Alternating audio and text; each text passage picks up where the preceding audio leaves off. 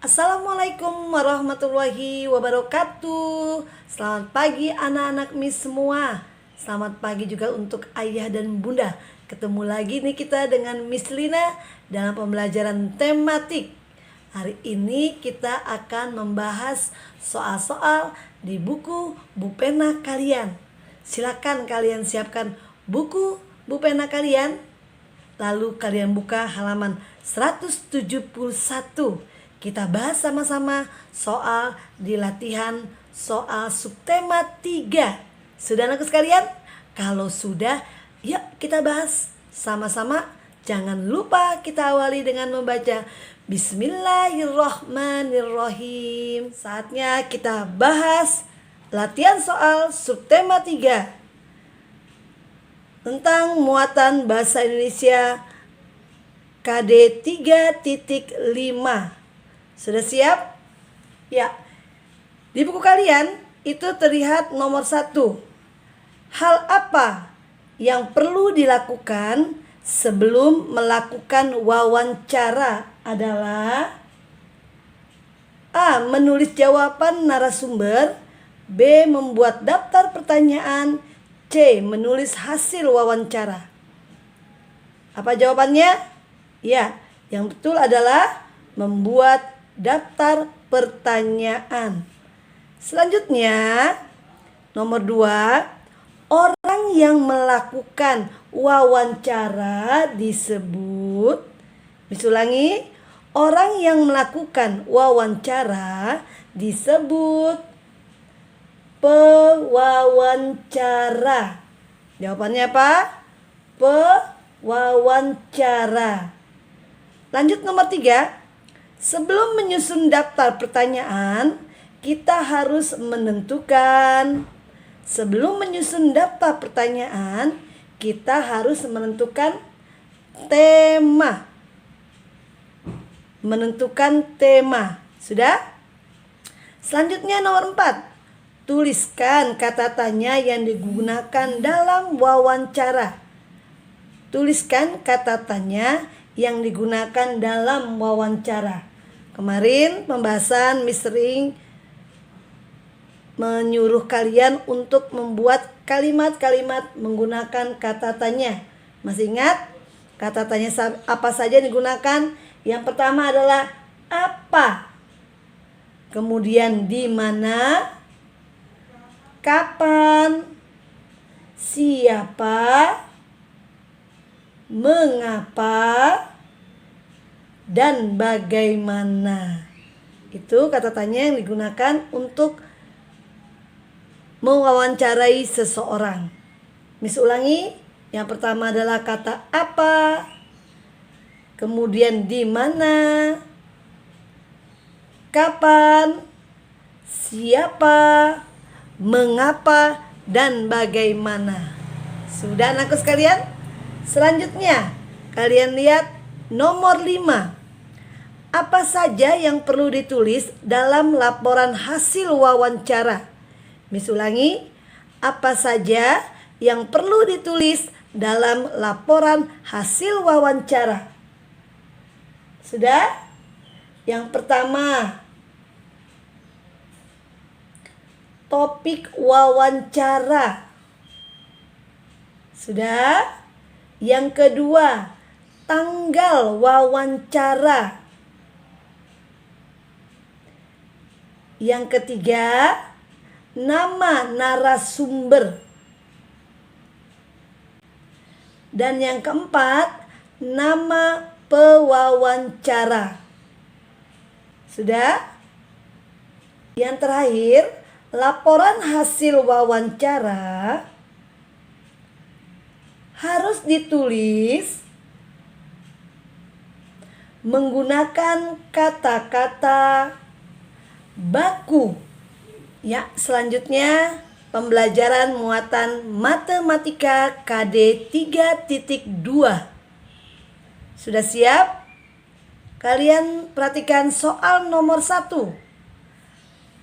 Pada garis bilangan, semakin ke kanan, letak suatu bilangan, nilai bilangannya akan, kalau ke kanan yang seperti kemarin Miss telah Terangkan. A. Semakin besar angkanya. B. Semakin kecil angkanya. C. Sama saja. Yang mana menurut kalian?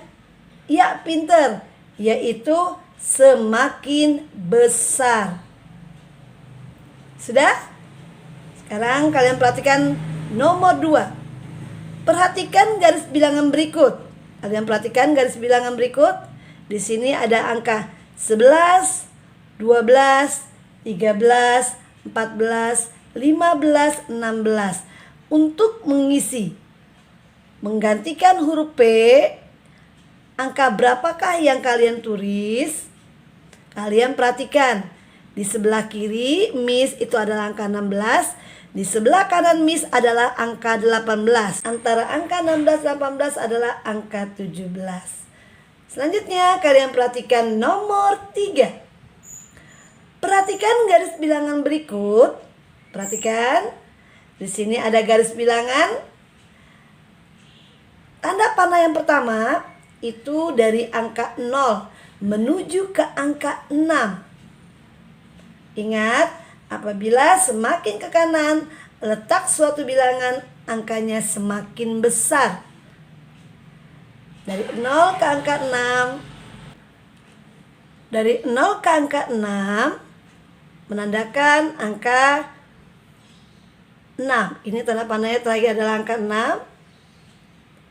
Kemudian dari 6 ke 13, ini menandakan berapa kali lompatan? 1, 2, 3, 4, 5, 6, 7. 0 ke 6 adalah 6 lompatan. Dan 6 ke 13 adalah 7 lompatan. Berarti apa kalimat penjumlahan yang tepat sesuai dengan garis bilangan ini? Yaitu 6 ditambah 7 sama dengan 13. Jadi jawabannya adalah 6 ditambah 7 sama dengan 13. Sudah anakku sekalian? Ya, selanjutnya gambarkan garis panah sesuai untuk penjumlahan 7 ditambah 9 pada garis bilangan. Dan tuliskanlah hasilnya. Ya, kita siapkan buku tulis kalian. Nah, kalian perhatikan untuk soal nomor 4. Yang pertama kalian lakukan adalah buat garis bilangan terlebih dahulu. Lalu kalian tuliskan angka dari 0. Perhatikan. Pertama adalah 0. Kemudian 1, 2, 3. Selanjutnya kalian tulis sampai ke kanan sampai mengakhiri garis bilangan yang kalian buat.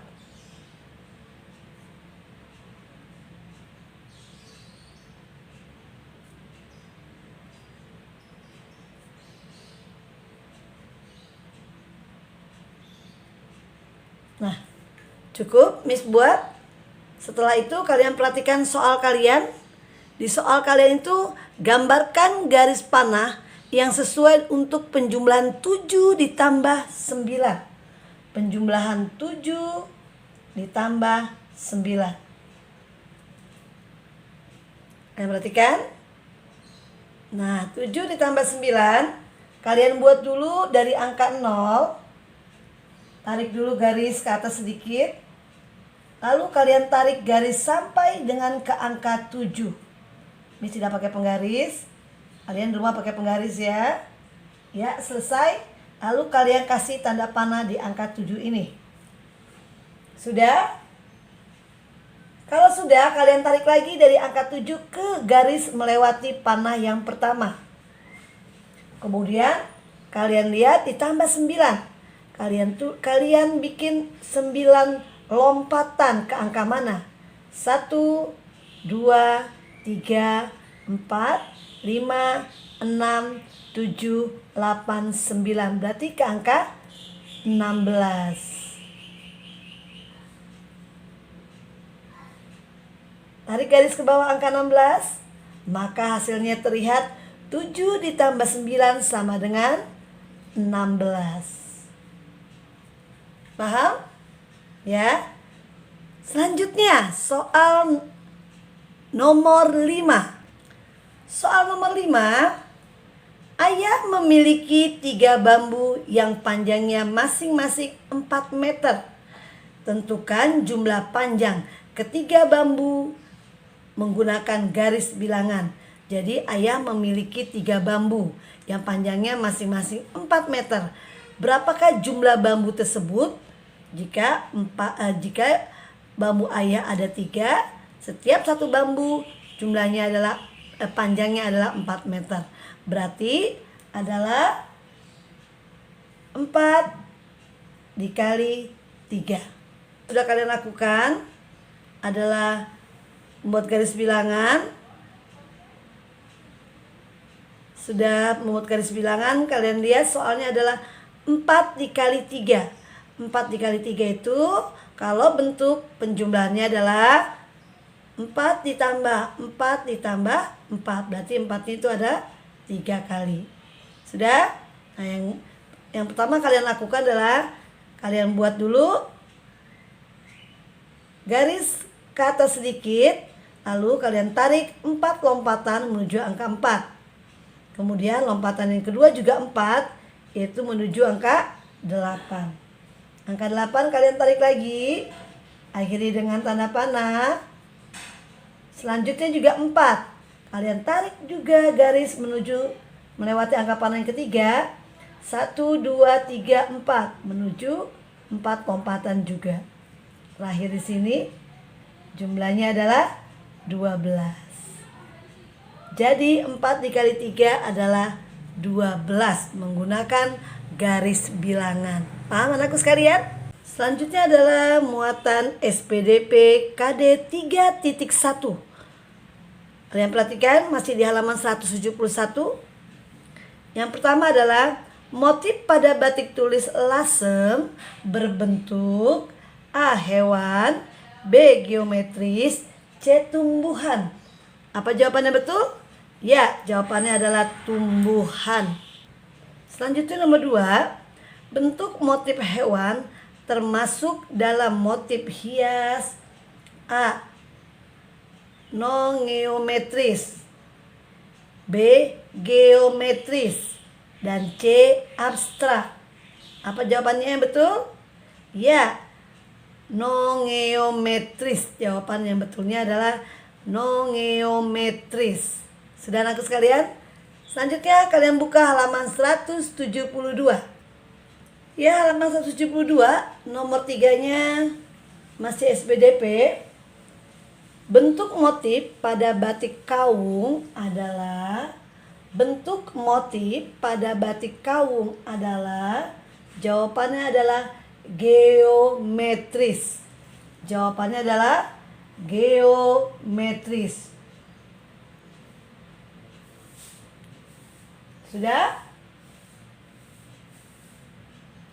Sekarang nomor 4. Unsur yang terdapat dalam gambar dekoratif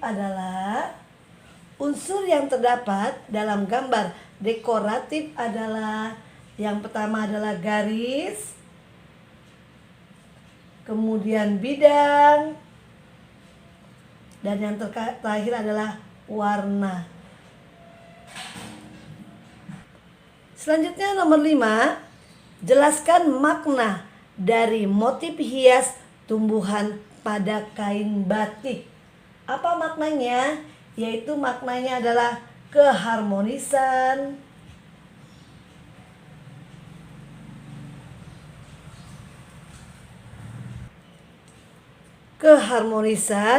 dan keindahan hubungan manusia dengan alam di sekitarnya.